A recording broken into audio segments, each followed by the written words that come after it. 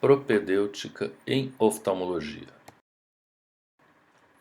Propedêutica é o que serve de introdução, é preliminar, é um conjunto de estudo que antecede curso superior, enfim, é alguma coisa que vem antes. E no nosso caso, é alguma coisa que serve para nós termos acesso a sinais e sintomas dos pacientes e com isso conseguimos montar um quadro de hipóteses diagnósticas e diagnósticos diferenciais e andar com exames complementares. Em oftalmologia, isso não é diferente das outras especialidades todas.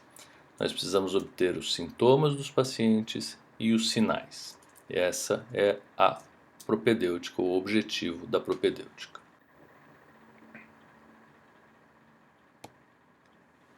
Além da anamnese propriamente dita, o exame clínico oftalmológico se baseia em alguns instrumentais, básicos e especializados. Os básicos são e deveriam ser de acesso a todos os clínicos. Como instrumental básico, nós temos lanternas ou uma fonte de luz qualquer, que pode ser ou oftalmoscópio direto ou uma lanterna mesmo, e tabelas de acuidade visual. O lensômetro, autorrefrator e refratômetro são equipamentos que são utilizados para se realizar a refração, que no Brasil é realizada pelo médico oftalmologista e em outros países pelo optometrista. Lâmpada de fenda, tonômetro de aplanação, oftalmoscópio indireto com lente de 20 dioptrias são instrumentais que são utilizados por médicos especializados, os oftalmologistas, em consultório.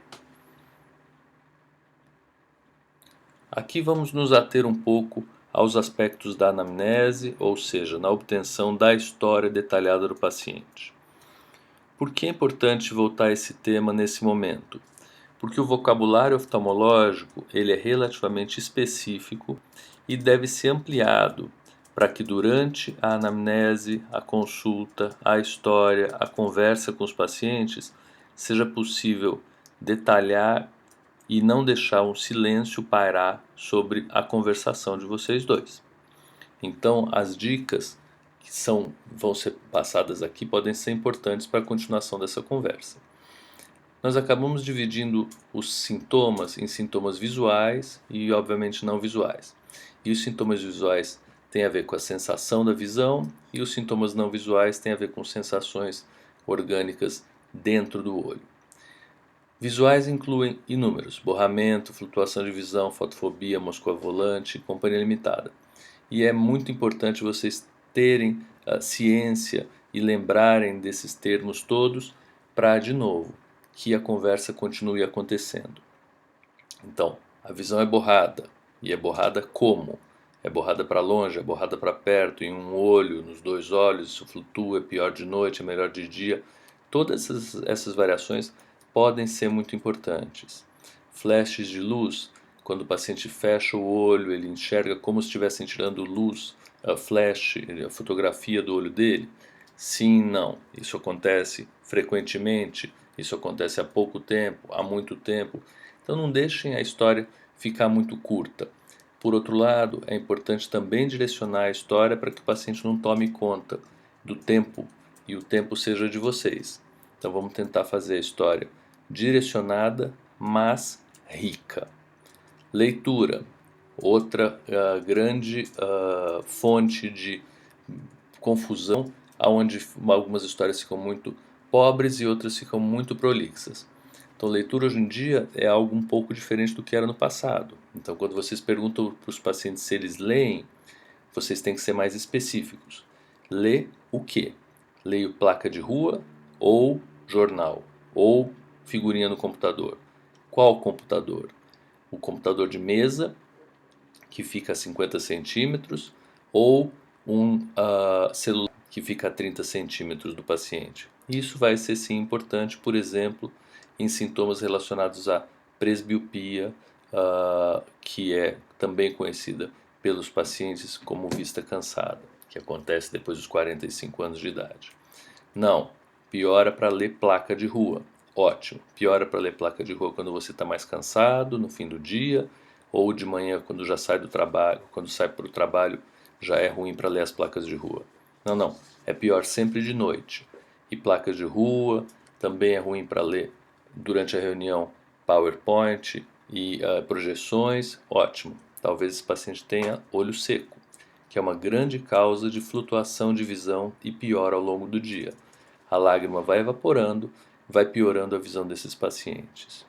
Moscas volantes, importante saber o que são, nós vamos detalhar isso um pouco nas outras aulas, mas todo mundo, vocês provavelmente também, quando olham o céu azul ou neve, vão enxergar pontinhos pretos flutuando, vocês tentam olhar para esses pontinhos e eles fogem.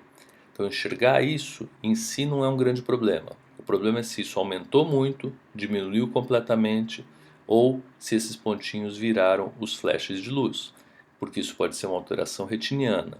Então, de novo, a especificidade em geral é tão ou mais importante do que a presença do sintoma. Sintomas não visuais, em geral, são relacionados à inflamação. Então, os 4 fatores de inflamação, dor, ardor, calor e perda de função, são também repetidos no olho. Edema, desculpa. E no olho a gente não tem perda de função nesse sentido, porque a visão não necessariamente piora muito com inflamações superficiais, mas os outros sim. E eles vêm em cadeia.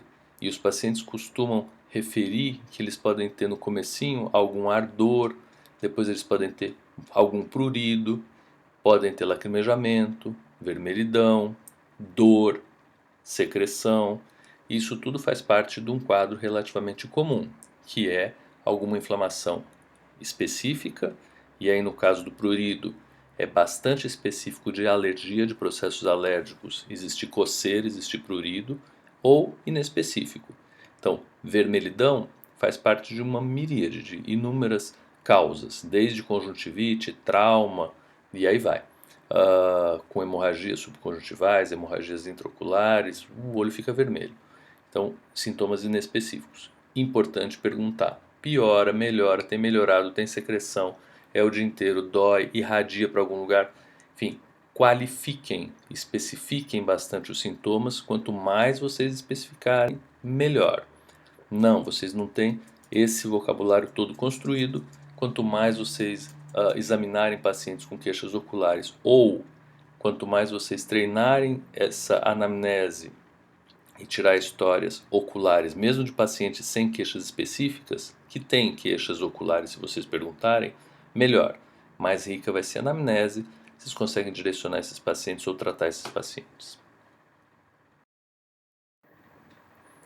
Ainda como qualificação das queixas, nós temos aí inúmeros adjetivos: cronologia, localização, qualidade, quantidade, circunstância, fator agravante, manifestação associada. Isso vai ficar para vocês, depois se vocês quiserem vocês voltam nesse slide aqui, que ele dá de novo algumas dicas e lembranças, vocês não precisam percorrer todas, mas é um vocabulário adicional interessante para ter e colocar ao paciente e auxiliar vocês para chegar mais perto de um pensamento ou outro. Não se espera que vocês, novamente, nesse momento inicial, tenham o domínio e consigam chegar a algum diagnóstico, mas ao longo das conversas vai ficar mais palpável e mais interessante e importante todo esse vocabulário para vocês. Depois de feita a identificação, a anamnese, fazemos então a queixa-duração. História da moléstia atual é alguma coisa que vai ter relação direta com o que a gente acabou de falar. E do ponto de vista oftalmológico, tem algumas perguntas que são direcionadas e para os oftalmologistas não interessam algumas outras perguntas que são muito gerais. Então nos interessa antecedente pessoal de importância oftalmológica, incluindo cirurgias, antecedentes familiares de importância oftalmológica, medicações sistêmicas em uso, principalmente os antidepressivos, porque acabam causando muito olho seco, medicação ocular em uso e as alergias. Passando da anamnese, nós vamos falar um pouquinho dos sinais. E isso nós vamos ver ao longo do curso. Tem bastante disso no material complementar, tem bastante disso no material pré-aula. Vejam isso, revejam e a gente vai treinar bastante isso também em classe. Então, como o exame é realizado? Isso é um exame básico, que se vocês tiverem aquele material básico com o oftalmoscópio direto, e eu vou falar algum detalhamento disso daqui a pouquinho, vocês chegam até o fim dessa tabela. Se vocês tiverem só a lanterna e a tabela de acuidade visual, vocês chegam quase até o fim dessa tabelinha daqui. Então vamos lá. O que a gente faz inicialmente? Fazemos o exame específico, realizado por vocês depois da anamnese, sem a dilatação, com uma tabela de acuidade visual impressa, uma luz externa, não precisa ser uma tabela que tenha luz própria, de porte de uma lanterna ou oftalmoscópio direto, que vai servir como lanterna ou como oftalmoscópio direto. Então começa-se fazendo a verificação da acuidade visual central dos pacientes antes de qualquer coisa, para não existir ofuscamento pela lanterna e piora artificial da acuidade visual. E a acuidade visual é realizada nos dois olhos inicialmente, sem correção, para ter ideia de como que seria esse paciente funcionando sem óculos, sem nada. Então, dois olhos sem correção, tá lá um simbolinho, umas siglas escrito PLSCAO. Então, para longe, sem correção em ambos os olhos. Depois, para longe, em cada olho separado, a melhor correção. Eu quero saber o potencial máximo de visão desse olho. O paciente usa óculos, mas não trouxe. Ou o paciente está com óculos, mas acha que está fraco. Ótimo. A gente tem um truque que também está no material complementar de vocês, que é o uso desse orifício estenopeico, que é um buraquinho numa folha de papel ou em um plástico, que não pode ser muito pequenininho nem muito grande, tem mais ou menos aí 2 milímetros, e isso é a pontinha de uma caneta furando um papel. Então nós vamos colocar isso na frente do olho do paciente. Se melhorar a visão dele, ele provavelmente tem um defeito óptico, ou seja, miopia, hipermetropia, astigmatismo. Se não melhorar, talvez tenha algum outro tipo de defeito, catarata, alteração de retina, nervo óptico e aí vai. E aí nós vamos anotar com o PL para longe, com correção, com ou sem orifício estenopeico, aqui está sem, OD, olho direito ou olho esquerdo. Depois disso, exame das pupilas, reflexo direto e reflexo consensual. Também tem um videozinho mostrando isso e é interessante vocês treinarem, vocês já viram isso na neurologia também. E aí, mobilidade ocular em 4 posições e no teste de cobertura se vocês acharem que o paciente tem estrabismo. Campo visual de confrontação, que é a comparação com o campo visual de vocês, também se houver alguma suspeita. E inspeção de pálpebras, onde se procura ver a posição, como é a pele, como são os cílios, e a inspeção mesmo, sem grande segredo. Depois disso, o brilho da córnea e da conjuntiva. E aqui vale parar um pouquinho. O brilho da córnea significa a propriedade especular da córnea de refletir a luz que vocês estão usando para iluminar ela mesma. Então, se vocês pedirem para o paciente olhar para frente e passearem com a luz na superfície corneana, no espaço, mas varrendo, a luz vai varrer a superfície corneana, vocês veem o reflexo em diversas posições da córnea, não do olho. O olho fica parado olhando para frente. E se a luz ficar deformada a partir da superfície corneana, pode querer dizer que existe alguma lesão na superfície da córnea. Depois lesões macroscópicas, e é macroscópica mesmo, a olho nu, da superfície ocular, e aí dilatação da pupila. Dilatação da pupila é algo que é um certo tabu em locais que não consultórios oftalmológicos. Isso porque fica na cabeça de vocês que dilatar a pupila de paciente pode levar a crise aguda de glaucoma. Pode mesmo. Só que é melhor que o paciente tenha uma crise aguda de glaucoma no consultório de vocês do que num quarto escuro no cinema. Que no consultório de vocês, pelo menos vocês sabem o que é crise aguda de glaucoma, que está muita dor, perda de visão, o olho fica duro, a palpação, e vocês vão encaminhar o paciente ou tratar, do que num cinema onde ele não vai ter nenhuma assistência. Pacientes que têm maior propensão a ter crise aguda de glaucoma, pacientes que têm olho pequeno, portanto um ângulo da câmara anterior, ou a distância entre as estruturas da câmara anterior pequena e é um ângulo estreito, e são os auto-hipermétropes, com olho pequenininho. Como eu sei se o paciente é auto-hipermétrope, que ele usa óculos. Que óculos? Um óculos que faz o olho dele parecer atrás da lente do óculos muito grande. E o óculos tem uma lente muito grossa. Então esses pacientes talvez vocês precisem deixar no consultório um pouco mais de tempo para ver se eles vão ter a tal da crise de glaucoma ou não. Não é um evento frequente e não justifica deixar de dilatar os pacientes por conta disso, porque dilatando vocês vão observar o fundo de olho. Se vocês dilataram é por uma boa causa, vocês efetivamente acham que precisa, porque a história que vocês já tiraram com todo o detalhamento, né, é uma história que aponta para a necessidade de um fundo de olho. Então, como a gente dilata? Com colírios que são midriáticos e cicloplégicos. Diferença: midriático causa midríase e dilata a pupila. Por exemplo, fenilefrina. Tropicamida também é midriático, mas ele, além de midriático, ele é cicloplégico. Ele paralisa o músculo ciliar, que é o músculo que é responsável pela acomodação. Então, pingando a tropicamida, que é esse colírio comercial chamado midriacil, nós vamos conseguir fazer um exame de grau de refração do paciente e ele não vai acomodar, ele não vai enxergar para perto se ele não tiver grau nenhum para longe. Depois disso, nós fazemos o exame com iluminação independente, tentando ver com uma lente de aumento, e aí pode ser com a lâmpada de fenda, mas que vocês não têm, vocês têm só uma lente de aumento mesmo, que em geral pode ser o oftalmoscópio, os anexos oculares mais de pertinho e a superfície ocular. Eu gosto muito dessa próxima etapa do exame, que é um exame da córnea com instilação de uma gota de fluoresceína 1% em cada olho e observação com filtro de cobalto azul. A fluoresceína é um colírio amarelo que ele, como o próprio nome já diz, ele fluoresce e floresce quando ele é iluminado por essa luz azul escura, que é um azul quase que ultravioleta. E a fluoresceína ela é hidrossolúvel, então ela cora bastante bem a superfície da córnea. Se existir uma lesão na superfície da córnea, ela fica muito evidenciada quando é iluminada com essa luz. Então é um exame bastante inócuo, bastante fácil de fazer e que traz bastante informação.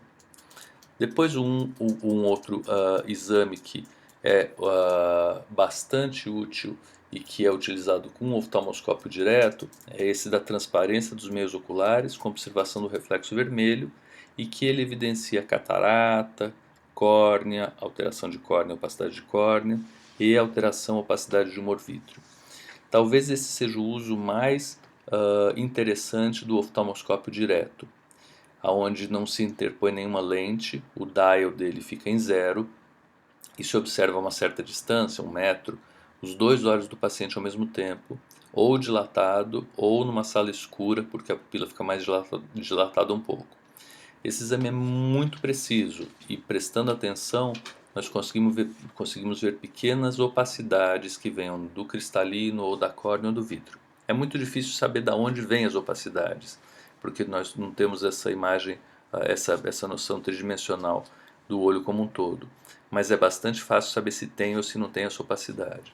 Esse é o teste do olhinho que é feito em maternidades por pediatras, alguns de vocês vão ser pediatras, e eu acho bastante interessante, bastante importante treinar e ter a noção do que volta desse exame do reflexo vermelho. Depois disso, o exame da retina ao polo posterior sob midríase. A midríase é importante para vocês conseguirem efetivamente fazer esse exame, porque sem a midríase é muito mais complicado fazer e vocês vão acabar não enxergando nada no fundo de olho, falando que vocês não conseguem ver, vocês são incapazes. Não é isso, é que sem midríase é muito difícil mesmo. Com midríase é muito mais fácil. E aí se avalia artéria e veia, nervo óptico, retina e mácula. Uma palavra que vale a pena é que com a tecnologia no estágio atual, os aparelhos que permitem ver o fundo de olho sem ser oftalmoscópio direto, que são chamados retinógrafos, principalmente os portáteis, têm um preço muito mais baixo e num futuro próximo eles devem fazer parte do arsenal das clínicas, talvez até dos consultórios, do mesmo jeito que os ultrassons devem começar a fazer parte também dos arsenais propedêuticos pessoais que nós temos. Vale a pena, e eu acho que isso deve ser uma palavra relativamente comum, que vocês na clínica não oftalmológica peçam retinografias para os pacientes e que depois vocês aprendam, e essa é uma das funções desta aula e dos exercícios práticos que nós vamos fazer, aprendam a identificar as lesões que estão no fundo de olho.